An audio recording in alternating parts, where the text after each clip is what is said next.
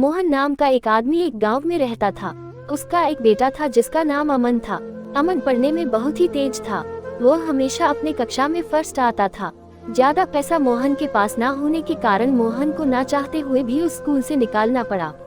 अब अमन एक सरकारी स्कूल में पढ़ने जाता था। कुछ दिनों बाद मोहन नहीं देखा जी अमन पढ़ता नहीं है, दिन भर खेलकूद करता रहता है। अमन की पढ़ाई पूरी तरह नष्ट हो चुकी थी। मोहन को इस बात की चिंता होने लगी। फिर धीरे धीरे 1 वर्ष बीत गए और अमन अपनी कक्षा में फेल हो गया। जब मोहन को ये बात पता चली तो मोहन ने गांव के बाहर एक स्कूल में अमन का नाम लिखवा दिया। अमन वहां पर खूब मन लगाकर पढ़ता था। अमन पढ़ने में भी धीरे धीरे बहुत ही तेज हो गया था। पर अमन पहले की तरह खेलता नहीं था, सिर्फ दिन भर पढ़ाई करता रहता था। इस बात से मोहन को चिंता हो गई थी।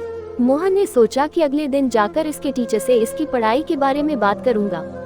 ये सोचकर अमन सो गया और अगली सुबह उठकर वह स्कूल की तरफ चल दिया। जब वह स्कूल पहुंचा तो उसे वहां पर बहुत ही ज्यादा सन्नाटा दिखाई दिया और वहां पर उसे कोई भी नजर नहीं आ रहा था। वहां पर कोई भी टीचर नहीं था जिससे कि मोहन अमन की पढ़ाई की बात कर सके। जैसे ही मोहन घर की तरफ मुड़ा उसने एक खुला हुआ दरवाजा देखा जिससे कि रोशनी बाहर आ रही थी। उसने सोचा कि शायद उसने अमन की टीचर और जिससे कि वह बात कर सके। जैसी हो उस कक्षा में पहुंचा, उसने देखा कि एक भूत अपने हाथ में डंडा लेकर अमन को पढ़ा रही थी। भूत ने मोहन को देखकर कहा कि यह कौन है जो हमें परेशान करने आ गया है।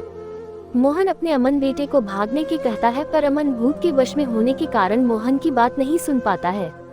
वह चुड़ैल मोहन का गला पकड़कर मोहन को दूर फेंक देती है। तभी मोहन कुछ चुड़ैल से कहता है कि तुम मेरे बेटे को छोड़ दो। चुड़ैल कहती है कि मैं अमन को नहीं छोड़ सकती, मैं अमन को पढ़ाना चाहती हूँ। इतना कहकर वह अमन को पढ़ाने के लिए चली जाती है। मोहन देखता है कि चुड़ैल के हाथ में एक डंडा था जिसने अमन को वश में कर रखा था। मोहन उठता है और दौड़कर उस डंडी को चुड़ैल से छीनकर उसे डंडे को तोड़ देता है। डंडा टूट गई। चुड़ैल दर्द के मारे वहीं पर जलकर भस्म हो जाती है और अमन फिर से आजाद हो जाता है।